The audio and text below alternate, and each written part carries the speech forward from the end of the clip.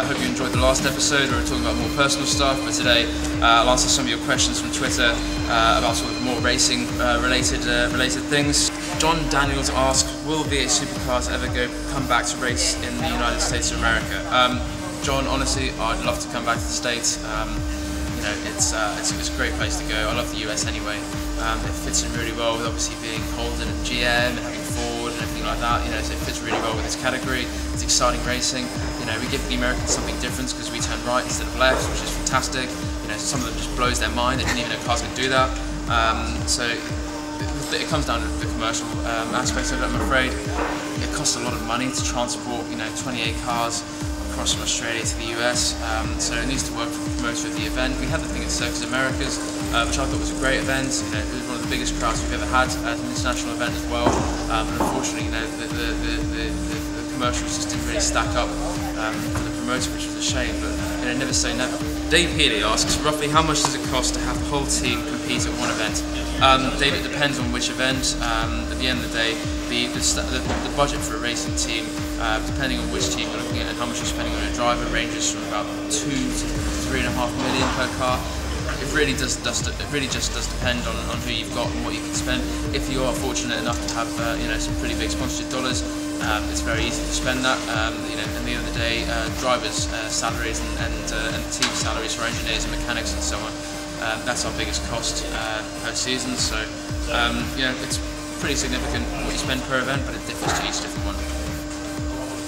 Lawrence asks, how can I become part of the HRT team by helping out on track days and between races? Lawrence, if you want to work for free, you're more than welcome to come and work for us. At the end of the day, we've got a pretty solid group of people here. We've always got job opportunities opening up, and we've got a whole bunch of internships and development plans that we do with schools and universities for mechanics and engineers and so on. So there's lots of opportunities to try and build into the team. At the end of the day, we want to try and give back to people who are passionate about motor racing. And at the end of the day, you know, we're the biggest category, motorsport category in this country. So we've got to be doing everything we can to nurture the next generation of mechanics and engineers and drivers, and even the commercial guys. You know, learning how to sell and acquire sponsorship. And it's all really critically important if we want the future of Australian motorsport to keep growing. Christian Patterson asks, hi Ryan, would you consider expanding your racing into other categories, possibly a technical alliance with the DBS team or perhaps the GT3 team running a GM product? Christian, we've already made it pretty clear we are looking to expand into other racing categories.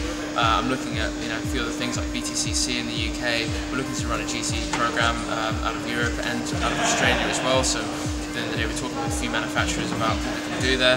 Unfortunately, I'd love to run GM over here. You know, one of their Corvettes would be absolutely fantastic. We could run that in Australia, but you know, it's quite hard to get support from you know, get factory backing on any of that unless they're actually selling the product here. So until Corvette actually, you know, ends up landing on the shores and is available in a GM dealership essentially in Australia, I think it's going to be pretty hard to run that program properly.